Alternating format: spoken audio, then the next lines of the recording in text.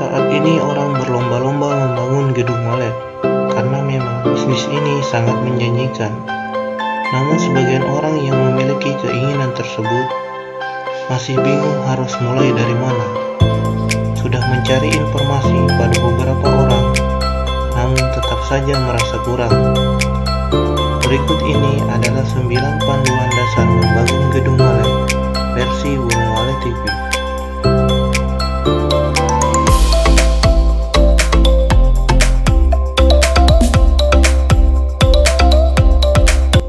Pertama, seperti yang kita ketahui, habitat walet berada di gua yang memiliki suhu stabil dengan kelembapan yang pas untuk suatu koloni walet dalam berkembang biak.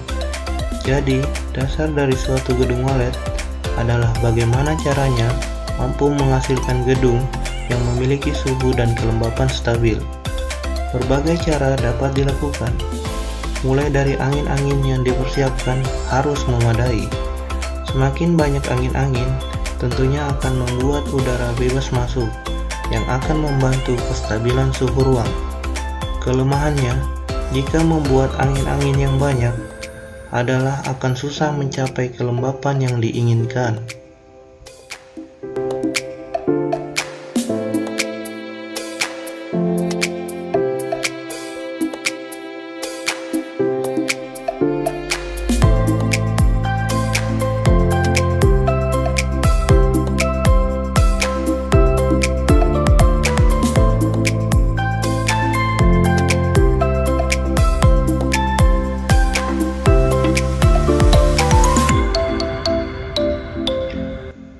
Ketika kelembapan memenuhi syarat, maka banyak sekali keuntungan yang bisa diperoleh, mulai dari walet betah membangun sarang dan berkoloni di gedung Anda, sampai kualitas sarang yang dihasilkan. Jika kelembapan terlalu tinggi, sarang yang dihasilkan tidak akan maksimal. Bisa jadi sarang menguning atau bahkan burung walet tidak kunjung menyelesaikan sarangnya, karena liurnya tidak bisa mengering.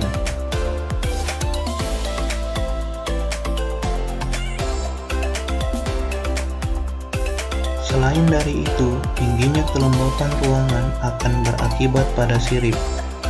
Sirip akan berjamur, sehingga walet enggan membuat sarangnya, atau bahkan walet yang sudah membuat sarang kabur ke gedung lain.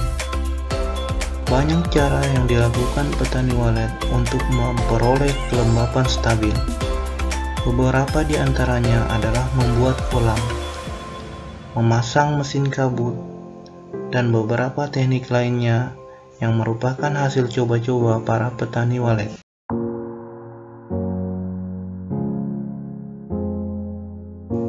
Setelah faktor suhu dan kelembapan, kita harus berbicara mengenai ukuran ruangan yang pas untuk burung walet. Menyangkut masalah ukuran, para pakar menyarankan minimal 4 meter.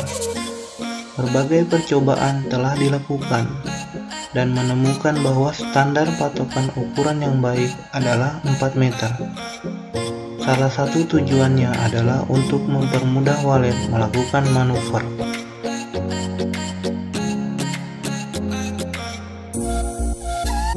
Berdasarkan berbagai pengalaman, bahwa gedung walet dengan ukuran minimal 4 meter lebih baik perkembangannya dibandingkan dengan ukuran yang lebih kecil. Ukuran juga tidak bagus terlalu besar. Alasannya, karena walet tidak merasa nyaman. Itulah sebabnya disarankan gedung walet yang luas harus disekat. Ukuran sekat kembali ke poin pertama, yaitu minimal 4 meter.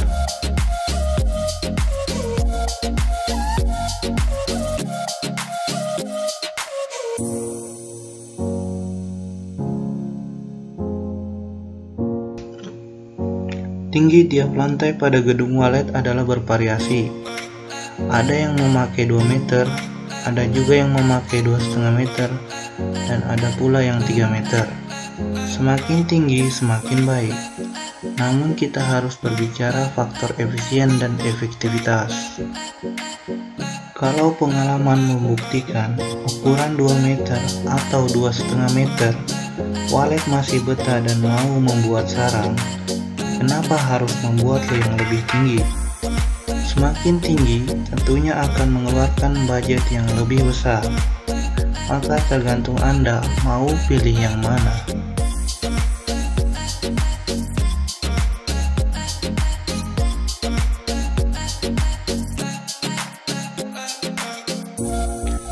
Setelah keempat faktor di atas, maka kita harus membahas soal sirip, yang tentunya tidak kalah penting. Pada umumnya, petani walet menggunakan kayu sebagai sirip untuk wadah walet membuat sarang. Tapi yang harus menjadi perhatian adalah sirip haruslah bahan yang mudah dihinggapi walet, tahan terhadap pelapukan, serta memiliki pori-pori yang cukup. Tujuannya tidak lain adalah untuk memudahkan liur walet menempel. Agar walet mudah hinggap, sirip dari kayu biasanya diberikan coretan atau alur paritan sebesar ujung paku. Selain dari itu, biasanya petani walet menempelkan berbagai bahan alami seperti besek, kardus, styrofoam, dan lain-lain. Tujuannya adalah untuk mempermudah walet hinggap. Anda juga harus memperhatikan penggunaan bahan tambahan ini. Jangan sampai malah merugikan, seperti mempermudah tumbuhnya jamur.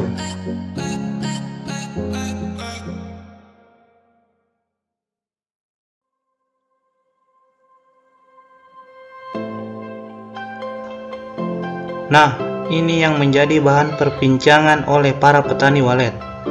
Konon katanya, suara walet sangat berperan dalam keberhasilan petani walet. Tapi seperti yang kita ketahui bersama, semua memiliki peran dalam keberhasilan. Walaupun suara panggil walet Anda bagus, tapi kondisi yang lain tidak sesuai dengan apa yang dibutuhkan walet, maka kecil kemungkinan akan berhasil. Suara walet dapat dibagi menjadi 3, yaitu suara panggil, suara tarik, dan suara inap. Suara panggil berfungsi untuk memanggil walet untuk mendekati gedung. Suara tarik untuk menuntun walet memasuki ke ruang inap. Dan suara inap untuk memancing burung walet menginap dan membuat sarangnya.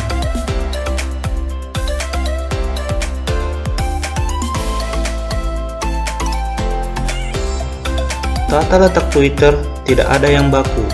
Anda harus merujuk pada teknik pemasangan Twitter yang dilakukan oleh para petani walet yang sukses. Yang menjadi perhatian adalah fungsi utama Twitter inap adalah untuk memancing walet menginap dan membuat sarang. Selain itu berfungsi juga sebagai pijakan awal untuk walet. Itulah sebabnya sedapat mungkin diposisikan agar walet mudah hinggap.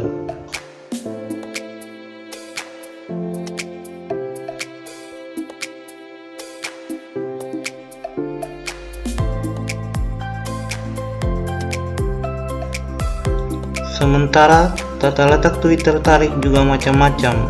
Ada yang meletakkan di sisi tengah lubang antara ruang atau lubang antara lantai.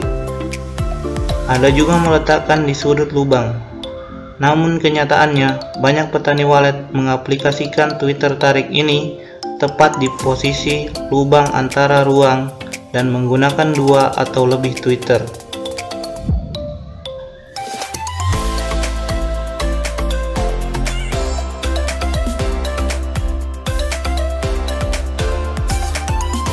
Sekat ruangan ada 2 macam, sekat full dan sekat gantung. Sekat full adalah sekat yang dibuat mirip seperti kamar rumah. Sementara sekat gantung adalah sekat yang dipasang menggantung di sirip dengan ukuran bervariasi, tergantung pengalaman para petani walet. Pertanyaan yang muncul, apakah perlu sekat? Hal ini harus sesuai dengan kondisi ruangan. Kalau ruangan terlalu luas, maka dibutuhkan sekat. Namun kalau ruangan kecil, ya nggak perlu disekat.